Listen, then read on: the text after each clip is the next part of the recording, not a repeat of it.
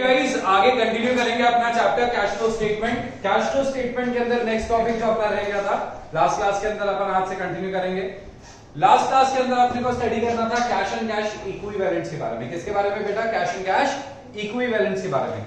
तो आज कैश और कैश इक्विवेलेंट्स को जानने की कोशिश करते हैं। जैसे ही अपन कैश और कैश इक्विवेलेंट्स को कंप्लीट कर लेंगे तो अपना जो फॉर्मेट है वो पूरा पार्ट कंप्लीट हो जाएगा। फॉर्मेट के अंदर और कुछ भी नहीं बचेगा। मैंने आपको एनपीबीटी बता दिया, मैंने आपको बताया adjustments of non cash and non operating items क्या क्या होते हैं, ठीक है। उसके बाद क्या करते हैं अपन, इन सबको एडजस्ट करने के बाद कैश करंट एसेट और करंट लायबिलिटी को एडजस्ट किया जाता है। इसके बाद अपन टैक्स का माइनस कर देते हैं तो अपने पास फाइनली क्या आता है, cash from operating activity, investing activity, then financing activity. उसके बाद क्या करते हैं, नेट चेंज लेके आते हैं, उसको उसमें ऐड करते हैं opening cash and cash equivalents और फिर माइनस करते हैं क्लोजिंग कैश। तो आंसर आ जाता है closing cash and cash equivalents का। तो जो कैश और कैश इक्विवेलेंट्स है उसके अंदर एग्जैक्टली क्या क्या चीजें आती है। देखो कैश एंड कैश इक्विवेलेंट्स में कुल मिला के 5 चीजें आती है। सबसे पहला आता है कैश इन हैंड, जो हमारे पास कैश रखा है। कैश एट बैंक, बैंक में जो पैसा पड़ा है। करंट इन्वेस्टमेंट्स और शॉर्ट टर्म इन्वेस्टमेंट्स एक ही बात है। करंट इन्वेस्टमेंट्स और शॉर्ट टर्म इन्वेस्टमेंट्स एक ही बात है। इनको हम बोलेंगे मार्केटेबल सिक्योरिटीज। क्या बोलेंगे? Marketable securities. मार्केटेबल सिक्योरिटीज का मतलब क्या होता है? मार्केटेबल सिक्योरिटीज का मतलब कुछ और नहीं, ऐसी सिक्योरिटीज जिसे आप मार्केट में जाके आसानी से बेच सकते हो उसे कहते हैं मार्केटेबल सिक्योरिटीज। ये बहुत ही शॉर्ट टर्म सिक्योरिटीज होती है जिनकी लाइफ स्पैन ऑलमोस्ट 3 मंथ्स तक होती है। ये 3 मंथ्स तक की होती है, कैश के बराबर होती है, फटाफट से कैश में कन्वर्ट हो जाती है। और लास्ट आता है cheques and demand on hand, मतलब हमारे हाथ में चेक रखा हुआ है बस जमा नहीं कराया। तो एक ही बात है, चेक जमा होते ही कैश एट बैंक बन जाएगा। क्या बन जाएगा? कैश एट बैंक बन जाएगा। सो मेनली हमें 3 चीजों को देखना पड़ेगा, कैश, कैश एट बैंक और मार्केटेबल सिक्योरिटीज। ये सबसे मेन 3 बातें हैं जो हमें हर क्वेश्चन में देखने को मिलेगी। तो ये इससे कंप्लीट कर दिया मैंने, क्या इससे कंप्लीट कर दिया मैंने आपका कैश एंड कैश इक्विवेलेंट्स। तो कैश फ्लो स्टेटमेंट के अंदर अपन ने देखा, सबसे पहले अपने को देखना होता है एनपीबीटी। कल ही मैंने पढ़ाया था एनपीबीटी के बारे में आपको। दूसरा मैंने आपको बताया ऑपरेटिंग एक्टिविटी में क्या क्या चीजें आती है। तीसरा मैंने आपको बताया इन्वेस्टिंग एक्टिविटी में क्या क्या चीज आती है। फिर मैंने आपको बताया फाइनेंसिंग एक्टिविटी में क्या क्या चीज आती है। फिर मैंने आपको बताया कैश एंड कैश इक्विवेलेंट्स क्या होते हैं। फिर मैंने आपको बताया, ये सब के बाद अपन ने देखा था non cash and non operating items क्या होते हैं। उसके बाद अपन ने देखा increase and decrease in current assets and current liabilities क्या होती है। ये सारी चीजें कंप्लीट करी अपन ने। ये फॉर्मेट के अंदर आता है आपके कैश फ्लो स्टेटमेंट के। आपने ये सारी चीजें कंप्लीट कर ली, इसका मतलब क्या है, कैश फ्लो स्टेटमेंट आपको करीब करीब आ चुका है। अब कैश फ्लो स्टेटमेंट के अंदर अपने को देखने होते हैं कुछ एडजस्टमेंट्स। ये एडजस्टमेंट्स हमारा 11 से पीछा नहीं छोड़ रहे। 11th के अंदर फाइनेंशियल स्टेटमेंट याद है? फाइनेंशियल स्टेटमेंट्स के अंदर अपन ने क्या पढ़ना चालू किया था? कैश फ्लो, ये फाइनेंशियल स्टेटमेंट के अंदर एडजस्टमेंट्स पढ़े थे अपन ने। उस फाइनेंशियल स्टेटमेंट के एडजस्टमेंट्स के बाद में हमने 12th की स्टार्टिंग से हम लोगों ने एडजस्टमेंट्स पढ़ना चालू कर दिए। एडमिशन में एडजस्टमेंट, रिटायरमेंट में एडजस्टमेंट, हर जगह एडजस्टमेंट अपन ने पढ़ा, ठीक है। लास्ट जो अपना चैप्टर चल रहा था डिसोल्यूशन, उसके अंदर भी एडजस्टमेंट पढ़ा अपन ने, यहां पे भी एडजस्टमेंट्स अपने को देखने। अब एडजस्टमेंट्स मैंने आपको समझाया है कि एडजस्टमेंट्स की एंट्री कितनी जगह होती है। एडजस्टमेंट की एंट्री 2 जगह होती है।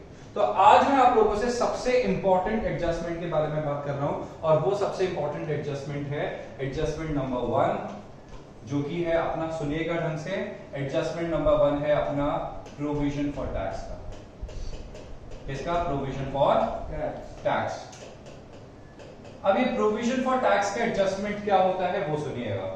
सबसे पहला एडजस्टमेंट सिखा रहा हूं मैं, टैक्स का प्रोविजन। प्रोविजन फॉर टैक्स के बारे में क्या दे रखा है वो सुनिए। आपको दे रखी है बैलेंस शीट, छोटी सी एक बैलेंस शीट दे रखी है। उस बैलेंस शीट के अंदर आपको क्या क्या इंफॉर्मेशन दे रखी है वो सुनना। बैलेंस शीट के अंदर अपने को इंफॉर्मेशन दे रखी है टैक्स की, प्रोविजन फॉर टैक्स की। क्या दे रखा है अपने को? प्रोविजन फॉर टैक्स दे रखा है। प्रोविजन फॉर टैक्स की इंफॉर्मेशन दे रखी है अपने को ईयर 2019 की, ईयर 2020 की। 2019 और 2020 की मुझे प्रोविजन फॉर टैक्स की इंफॉर्मेशन दे रखी है। प्रोविजन फॉर टैक्स की 2019 और 2020 की मुझे इंफॉर्मेशन दे रखी है। कितनी इंफॉर्मेशन दे रखी है? मुझे दे रखा है 40,000 प्रोविजन फॉर टैक्स 2019 में था और 50,000 प्रोविजन फॉर टैक्स 2020 में था। अब ये तो है वो इंफॉर्मेशन जो बैलेंस शीट के अंदर ऑलरेडी दे रखी है। एडजस्टमेंट्स बनाने के लिए हमें एडिशनल इंफॉर्मेशन देना जरूरी है कि नहीं है? बिल्कुल जरूरी है, तो इसने हमें एडिशनल इंफॉर्मेशन दे रखी है, ठीक है। एडिशनल इंफॉर्मेशन हमें क्या दे रखी है, एडिशनल इंफॉर्मेशन दे रखी है tax paid during the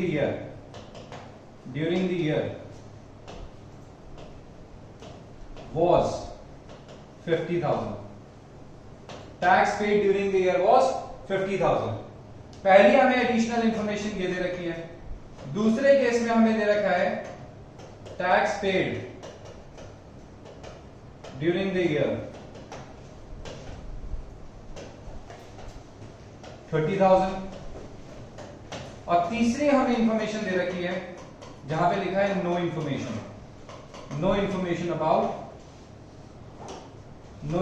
about tax के बारे में और कोई इंफॉर्मेशन नहीं दे रखी। ये तीन कैटेगरी के हमारे अंदर हमारा क्वेश्चन डिवाइडेड है, जिसमें क्या क्या बोल रखा है, tax paid during the year 50,000, tax paid during the year 30,000, और दूसरा बोलता है, लास्ट बोलता है कि टैक्स के बारे में कोई इंफॉर्मेशन नहीं दे रखी।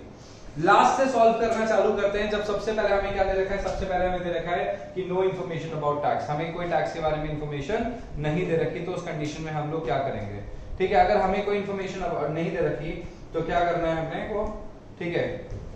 तो सुनिए, third, no information about tax. अगर टैक्स के बारे में कोई इंफॉर्मेशन नहीं है तो टैक्स का एक लॉजिक समझेंगे हम, बहुत इंपॉर्टेंट है ये टॉपिक।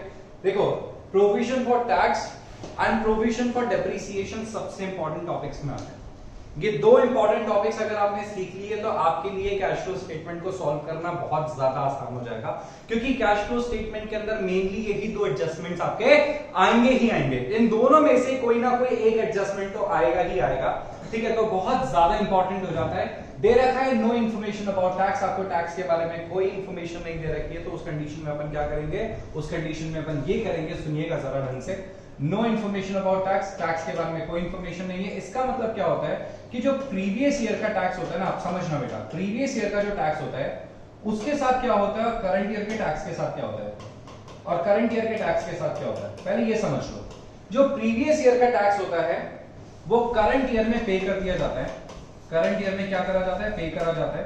और जो करंट ईयर का टैक्स होता है वो नेक्स्ट ईयर में पे किया जाएगा। कब पे किया जाएगा, नेक्स्ट ईयर में पे किया जाएगा। सो प्रीवियस ईयर का जो टैक्स है वो करंट ईयर में पेड होता है, और करंट ईयर का जो टैक्स है वो नेक्स्ट ईयर में पेड होता है। करंट ईयर का जो टैक्स है वो कब पेड होता है, नेक्स्ट ईयर में पेड होता है। सो प्रीवियस ईयर का टैक्स तो हमारा अभी पे हो जाएगा, करंट ईयर का जो टैक्स है वो हमारा नेक्स्ट ईयर में पे हो जाएगा। अब इस कॉन्सेप्ट को स्टडी करने की कोशिश करते हैं, इसका लॉजिक जानने की कोशिश करते हैं।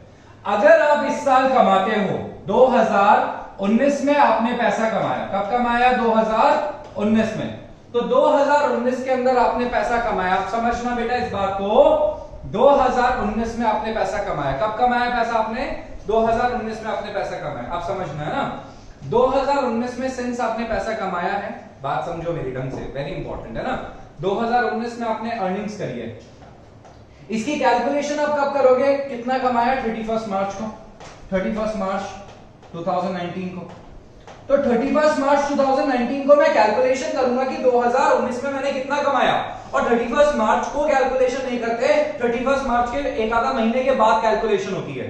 तो आपको पता है जो आप जो टैक्स पे करोगे ना 31 मार्च 2019 तक का, वो अगले साल पे करोगे, वो सेम ईयर में पे नहीं करते अपन टैक्स। अपन टैक्स का पे करते हैं, टैक्स का लॉजिक लगाओ कि पहले इनकम कैलकुलेट करूंगा उसके बाद टैक्स पे करूंगा। तो एक्चुअली में जो मैं टैक्स पे करने वाला हूं वो इस साल नहीं, मैं अगले साल पे करने वाला हूं। इस साल नहीं, मैं इस साल जो कमाऊंगा उसका जो मैं टैक्स पे करूंगा वो अगले साल पे करूंगा। तो एक्चुअली में इसका जो टैक्स है वो मैं इस साल नहीं पे करने वाला, वो मैं नेक्स्ट ईयर पे करने वाला हूं। Are you getting my point or not, are you getting my point. तो हम लोग जो कमाते हैं उसका जो टैक्स है वो हम लोग इस साल पे नहीं करते, वो हम नेक्स्ट ईयर पे करते हैं। उसी सिमिलर मैनर के अंदर जो हमने इस साल के लिए जो प्रोविजन बनाया उसका पेमेंट अगले साल हो जाएगा। तो इस साल जो पेमेंट होगा 2020 के अंदर जो पेमेंट होगा वो 2019 के टैक्स का पेमेंट होगा।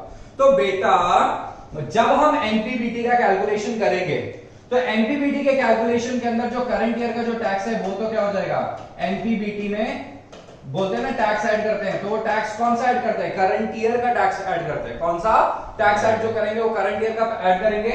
और ये जो हमारे पास क्या है, ये जो हमारा लास्ट ईयर का जो टैक्स था वो हम लोग क्या कर देंगे, टैक्स पेड, कहां पे, ऑपरेटिंग एक्टिविटी के जो नीचे माइनस करते हैं ना, टैक्स पेड वहां से माइनस कर देंगे। कहां से माइनस कर देंगे? ऑपरेटिंग एक्टिविटी के जो नीचे लिखते हैं टैक्स पेड, वहां से इसे क्या कर दिया जाएगा? माइनस कर दिया जाएगा। वहां से क्या कर दिया जाएगा? इसे माइनस कर दिया जाएगा। अब सुनो, सेकंड सिचुएशन पे जाते हैं। नेक्स्ट सिचुएशन क्या है हमारे पास?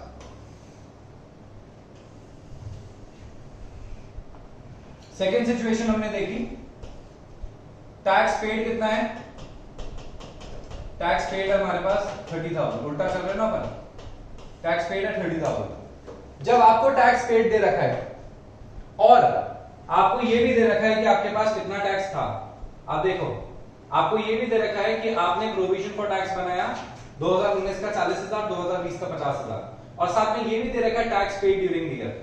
तो उस कंडीशन में आपको टैक्स का अकाउंट बनाना पड़ता है। प्रोविजन फॉर टैक्स का क्या करना पड़ता है? अकाउंट बनाना पड़ता है। तो हम लोग उसी तरीके से यहाँ पे क्या करेंगे? प्रोविजन फॉर टैक्स का अकाउंट बनाएंगे। क्या बनाएंगे? प्रोविजन फॉर टैक्स का अकाउंट बनाएंगे।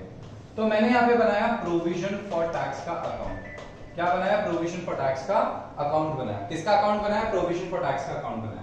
अब एक बात बताइए मुझे छोटी सी, provision for tax word use करा, क्या वर्ड यूज करा? प्रोविजन। प्रोविजन जो होता है उसका क्रेडिट बैलेंस होता है कि डेबिट बैलेंस होता है? सोच के देखिए। प्रोविजन का सबको पता है कि प्रोविजन का क्रेडिट बैलेंस होता है। Provision means liability, equivalent to liability. ठीक है, इसका क्रेडिट बैलेंस होता है, क्रेडिट प्लस होता है, डेबिट इसका माइनस होता है, क्रेडिट प्लस होता है, डेबिट माइनस होता है। तो प्रोविजन फॉर टैक्स का बाय बैलेंस ब्रॉट डाउन आएगा। क्या आएगा? बाय बैलेंस ब्रॉट डाउन आएगा। बाय बैलेंस ब्रॉट डाउन कितना दे रखा है अपने को? बाय बैलेंस ब्रॉट डाउन अपने को दे रखा है, यहाँ पे देखिएगा, बाय बैलेंस ब्रॉट डाउन अपने को दे रखा है 40,000 और 50,000 कैरी डाउन है। तो अपने को यहाँ लिखना है कितना? बाय बैलेंस ब्रॉट डाउन 40,000 और to balance carry down 50,000। To balance carry down 50,000, to balance carry down 50,000, brought down 40,000 और carry down 50,000। Brought down 40,000, carry down 50,000। ये तो आ गया अपने पास। अब उसके बाद आगे की कहानी सुनो। अपन ने टैक्स पे कितना करा? 30,000 का। एक बात बताओ सोच के, टैक्स पे करेंगे, अगर टैक्स पे करोगे तो पैसा हाथ से जा रहा है? भाई टैक्स पे कर रहे हो तो पैसा हाथ से जा रहा है, हाँ या नहीं? और टैक्स पे करने से एक बात बताओ, प्रोविजन कम नहीं हो जाएगा? प्रोविजन में से अगर आपने प्रोविजन बनाया, आपने उसमें से टैक्स दे दिया, तो टैक्स का लेवल कम नहीं हो जाएगा? टैक्स कम हो जाएगा ना। तो जब भी अपन टैक्स का पेमेंट देते हैं तो यहां से आ जाएगा टू बैंक और क्या लिखेंगे ब्रैकेट में? Tax paid. टैक्स पेड कितना आएगा? टैक्स पेड, टैक्स पेड आ जाएगा 30,000। कितना आ जाएगा टैक्स पेड? 30,000। इसका डिफरेंस, इसका एलसीएम ले लो, वो टोटल कर लो 80,000, इधर आ जाएगा 80,000। तो बेटा 40,000 का ओपनिंग बैलेंस है, 50,000 का इस साल और प्रोविजन बना दिया, 30,000 ही पे कराए, तो और कितना प्रोविजन बनाना पड़ेगा मुझे? तो यहां पे लिखेंगे बाय एसपीएल, मतलब statement of profit and loss, tax made या provision made during the year. इस साल आपने कितना बनाया? इस साल आपने कितना प्रोविजन बनाया है? इस साल हमने 40,000 का और प्रोविजन बनाया है। कितने का और प्रोविजन बनाया है? 40,000 का और प्रोविजन बनाया। आप समझो बात को, ये लिखा है 80,000, मतलब 50,000 का आपने इस साल प्रोविजन बनाया, 30,000 आपने इस साल सरकार को दे दिया, टोटल मिला के आपके पास 80,000 होना चाहिए था, जिसमें से 40,000 तो आपने लास्ट ईयर ही प्रोविजन बना रखा है। तो इस साल और कितना बनाए? 40 का और बना दो, 40 का और बना दो, पुराने 40 में से 30 पे हो जाएगा, पुराने का 10 बचेगा और नया 40 बना दिया, तो 10 पुराना और 40 नया, तो यहां पे कितना आ जाएगा? 10 पुराना 40 नया, तो मिला के हो जाएगा 50,000। बोलो समझे कि नहीं? ये समझ आ गया? और सिमिलर टाइप ऑफ क्वेश्चन मैंने बोला, पहली कंडीशन क्या बताई थी मैंने, याद है क्या आपको? पहली कंडीशन देखो क्या बताई थी, प्रोविजन फॉर टैक्स कितना है? 50,000। कितना है? 50,000। Tax paid during the year इस बार कितना है? 50,000। तो tax paid during the year को करते हैं solve. Tax paid during the year देखो कितना आएगा? Tax paid during the year के लिए वही अकाउंट बनाते हैं अपन, मैंने अकाउंट बनाया, वही प्रोविजन फॉर टैक्स का अकाउंट बनाना है। बाय बैलेंस ब्रॉट डाउन, क्योंकि सबको पता है बाय बैलेंस ब्रॉट डाउन क्यों आएगा, क्योंकि ये चीज तो आप सबको मैं बता चुका हूं 10 बार कि भैया इसका जो बैलेंस होता है वो क्या होता है? क्रेडिट बैलेंस होता है। क्या होता है बेटा? Credit balance. क्रेडिट बैलेंस होता है। तो मैंने यहां पे लिख दिया 40,000 का इसका बैलेंस ब्रॉट डाउन है और टू बैलेंस कैरी डाउन कितना आएगा?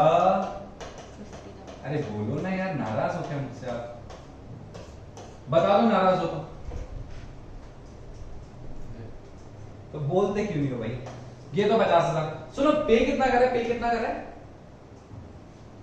ये देखो नाराज कितना पे करा है? 50,000 पे करा है ना। तो जो जो बैलेंस आप पे करते हो वो किधर जाएगा? यहां लिख देंगे टू बैंक, टू बैंक, क्योंकि बैलेंस कम हो रहा है ना यार। प्रोविजन फॉर टैक्स का क्रेडिट बैलेंस होता है, और अगर वो कम होता है तो क्या करते हैं? डेबिट करते हैं कि क्रेडिट करते हैं? हाँ, डेबिट करेंगे। डेबिट साइड में लिखेंगे, क्या लिखेंगे यहाँ पे? 50,000। कितना आ जाएगा? 1 लाख रुपए आ जाएगा। तो भाई साहब 1 लाख रुपए का आपका टोटल बैलेंस है, जिसमें से 40,000 का आपने क्या किया? बैलेंस बना रखा है, ठीक है। तो कितना और बनाओ? By SPL, statement of profit and loss, ठीक है। प्रोविजन मेड कितना बोला? 60,000। प्रोविजन मेड 1 लाख रुपए, 60,000 प्रोविजन मेड 60,000।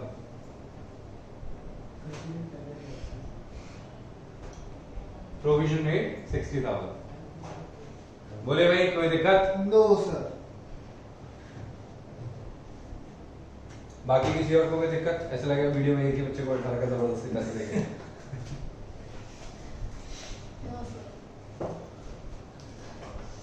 बोलो भाई। नहीं सर। हाँ देख लिया, और भी लोग हैं।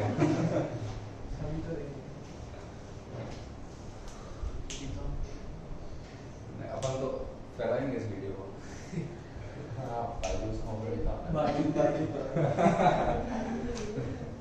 बाईजूस वाले सुनेंगे ना तो ये कॉपीराइट हो जाएगा। ओके, नेक्स्ट एडजस्टमेंट चालू करते हैं। सेकंड एडजस्टमेंट देखिएगा। देखो सेकंड एडजस्टमेंट है प्रोविजन फॉर डेप्रिसिएशन का। इसका है provision for depreciation. Provision for depreciation का एडजस्टमेंट अपन चालू करने वाले हैं। किसका एडजस्टमेंट चालू करने वाले हैं? Provision for depreciation. तो प्रोविजन फॉर डेप्रिसिएशन का एडजस्टमेंट देखिएगा कैसे दे रखा होता है। प्रोविजन फॉर डेप्रिसिएशन का एडजस्टमेंट बेटा इधर ध्यान देना। आपको दे रखा है, आपको क्वेश्चन के अंदर इंफॉर्मेशन दे रखी है। देखिए इंफॉर्मेशन दे रखी है आपको, बैलेंस शीट दे रखी है, उसके अंदर इंफॉर्मेशन दे रखी है आपको, और इंफॉर्मेशन में दे रखी है फिक्स्ड एसेट 12 लाख रुपए और 15 लाख रुपए। 12 लाख रुपए और 15 लाख रुपए फिक्स्ड एसेट की इंफॉर्मेशन में दे रखा है। 12 लाख रुपए और 15 लाख रुपए। उसके बाद आपको दे रखा है प्रोविजन फॉर डेप्रिसिएशन, और प्रोविजन फॉर डेप्रिसिएशन आपको दे रखा है इसके अंदर 3 लाख रुपए और 4 लाख रुपए। प्रोविजन फॉर डेप्रिसिएशन दे रखा है आपको 3 लाख रुपए और 4 लाख रुपए। उसके बाद आपको इंफॉर्मेशन दे रखी है fixed asset costing rupees 1 lakh on which depreciation of rupees 60,000 was charged, sold for rupees 20,000, sold for rupees 20,000। आपको दे रखा है कि एक फिक्स्ड एसेट है जो कि 1 लाख रुपए की थी, 60,000 का आज तक उसके ऊपर डेप्रिसिएशन लग चुका है, वो आपने 20,000 में बेच दी। अब बोलता है कि क्या करना है आपको, इसमें 2 अकाउंट बनाने पड़ते हैं। जब इस तरीके से एडजस्टमेंट दे रखा होता है, फिक्स्ड एसेट है, पीएफडी है, तो अपने को 2 अकाउंट बनाने। कितने अकाउंट बनाने? 2 अकाउंट बनाने। अब यहाँ पे अपन 2 अकाउंट बनाएंगे। मैंने पहला अकाउंट बनाया किसका? पहला अकाउंट बनाया फिक्स्ड एसेट का अकाउंट। कौन सा अकाउंट बनाया? फिक्स्ड एसेट का अकाउंट बनाया। और दूसरा हम लोग यहाँ पे क्या करेंगे? अकाउंट बनाएंगे किसका? दूसरा हम लोग अकाउंट बनाएंगे पीएफडी का। किसका? पीएफडी का। पीएफडी का मतलब क्या होता है? Provision for depreciation. तो पीएफडी का अकाउंट बनाएंगे हम लोग यहाँ पे। तो हम लोग यहाँ पे कुल मिला के 2 अकाउंट बनाने वाले हैं। पहला अकाउंट हम लोग किसका बनाने वाले हैं? फिक्स्ड एसेट का। दूसरा बनाने वाले हैं पीएफडी का। तो फिक्स्ड एसेट का अकाउंट बनेगा, पीएफडी का अकाउंट बनेगा। तो फिक्स्ड एसेट और पीएफडी का क्या अकाउंट बनेगा? फिक्स्ड एसेट में लिखेंगे to balance brought down. To balance brought down कितना? 12 लाख रुपए। 12 लाख रुपए का टू बैलेंस ब्रॉट डाउन। और बाय बैलेंस कैरी डाउन कितना आएगा? बाय बैलेंस कैरी डाउन आएगा 15 लाख रुपए। कितना आएगा? 15 लाख रुपए का बाय बैलेंस कैरी डाउन आ जाएगा। मैंने यहाँ पे लिख दिया बैलेंस ब्रॉट डाउन और कैरी डाउन लिख दिया मैंने 12 लाख और 15 लाख। कितना लिख दिया? 12 लाख और 15 लाख। फिर उसके बाद पीएफडी। अब पीएफडी क्या है? प्रोविजन। प्रोविजन का कौन सा बैलेंस होता है? प्रोविजन का क्रेडिट बैलेंस होता है। तो प्रोविजन का क्रेडिट बैलेंस होता है तो यहाँ जाएगा by balance brought down. Brought down में कितना आएगा? ब्रॉट डाउन में आएगा 3 लाख रुपए और कैरी डाउन में आएगा अपना, ठीक है, 4 लाख रुपए। टू बैलेंस कैरी डाउन में कितना आ जाएगा? टू बैलेंस कैरी डाउन में आ जाएगा 4 लाख रुपए। कितना आ जाएगा? 4 लाख रुपए का बैलेंस कैरी डाउन आ जाएगा। तो बैलेंस ब्रॉट डाउन कितना आ जाएगा? ब्रॉट डाउन आ जाएगा 3 लाख और कैरी डाउन आ जाएगा 4 लाख रुपए। अपन क्या करेंगे? यहां तक अपन ने कंप्लीट कर दिया। ये सब तो मैंने क्या किया, जो ओपनिंग और क्लोजिंग बैलेंस थे वो मेंशन कर दिए। अब क्या हो रहा है? अब एक्चुअली में मैं मशीन बेच रहा हूं। आप समझो बात को, मैं एक्चुअली में अब क्या कर रहा हूं? मशीन सेल कर रहा हूं। तो जब मैं मशीन बेचता हूं तो क्या होता है?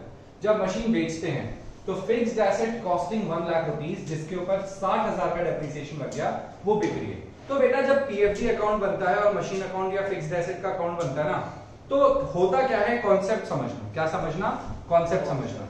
कॉन्सेप्ट ये बोलता है कि जब फिक्स्ड एसेट और पीएफडी का अकाउंट बनता है, जब फिक्स्ड एसेट और पीएफडी का अकाउंट बनता है, तो होता ये है कि हम लोग क्या करते हैं, हम लोग जो फिक्स्ड एसेट है ना हमारा, क्या है हमारा? फिक्स्ड एसेट है हमारा, ठीक है, उसमें क्या करते हैं, उसके ऊपर हम लोग डेप्रिसिएशन कभी नहीं लगाते। डेप्रिसिएशन हम लगाते हैं पीएफडी अकाउंट में, बट जिस दिन आप मशीन को बेचोगे उस दिन उसके ऊपर डेप्रिसिएशन चार्ज करोगे। जिस दिन आप मशीन को बेचोगे सिर्फ और सिर्फ उसी दिन आप उसके ऊपर क्या करोगे? डेप्रिसिएशन चार्ज करोगे। तो अब वो टाइम आगे जब हम मशीन को बेच रहे हैं तो मशीन के ऊपर आज तक हम लोग 60,000 का डेप्रिसिएशन लगा चुके हैं, तो 60,000 का डेप्रिसिएशन यहां से निकाल के वहां ट्रांसफर करना पड़ेगा क्योंकि मशीन बेचने का टाइम आ गया। तो हम लोग क्या करेंगे? यहाँ पे लिखेंगे टू फिक्स्ड एसेट और फिक्स्ड एसेट में लिखेंगे 60,000 रुपए, फिक्स्ड एसेट में लिखेंगे 60,000 रुपए और यहाँ लिख देंगे बाय फिक्स्ड एसेट और बाय पीएफडी अकाउंट, और पीएफडी अकाउंट से अपन ने निकाल के लेके आए कितने? अपन 60,000 रुपए। कितने लेके आए? 60,000 रुपए निकाल के लेके आए। तो 60,000 रुपए अपन पीएफडी अकाउंट से निकाल के लेके आ गए। पीएफडी अकाउंट से 60,000 अपन ने ट्रांसफर कर दिए, ठीक है, 60,000 अपन ने ट्रांसफर कर दिए पीएफडी अकाउंट से। तो पीएफडी अकाउंट से 60,000 अपन ने यहाँ से ट्रांसफर कर दिए। यहाँ पे क्या आ जाएगा? यहाँ पे आ जाएगा, ठीक है, सोल्ड फॉर 20,000। कितने में बेच दिया अपन ने? 20,000 में बेच दी। तो बाय बैंक अपन ने कितने में बेच दिया? अपन ने बेच दिया 20,000 में। कितने में बेच दी मशीन? 20,000 में बेच दी। तो आप देख सकते हो कि 60,000 ट्रांसफर हो गया, 20,000 में बेच दी, 1 लाख रुपए की मशीन थी, 60,000 का डेप्रिसिएशन लगाया, 40 की रह गई, 20 में बेची तो 20 बच गए, वो 20 है हमारा लॉस, वो 20 है हमारा लॉस। तो बाय पीएनएल एसपीएल ब्रैकेट में आ जाएगा लॉस। कितने में बेचा? 20,000 के लॉस में बेचा अपन ने। टोटल कर देंगे, टोटल कितने का आएगा? 15 लाख और 1 लाख कितना होता है? 16 लाख। 16 लाख मैंने यहाँ पे लिख दिया, 16 लाख यहाँ लिख दिया। तो यहाँ पे क्या आ जाएगा? यहाँ पे जो डिफरेंस आएगा उसको लिखेंगे टू बैंक ब्रैकेट में, ठीक है, purchase during the year bracket में बैलेंसिंग फिगर। ये बैलेंसिंग फिगर है। हमने अज्यूम कर लिया कि हमने इस बार मशीन कितने की खरीदी? हमने मशीन खरीदी है 4 लाख रुपए की। कितने की खरीदी है? 4 लाख रुपए की मशीन खरीदी है। तो 4 लाख की आपने मशीन खरीदी, बात खत्म। यहाँ पे देखना कितने का आ गया? 4,60,000। टोटल कितना आ गया? 4,60,000। तो यहाँ पे आ जाएगा बाय एसपीएल ब्रैकेट में depreciation charge during the year,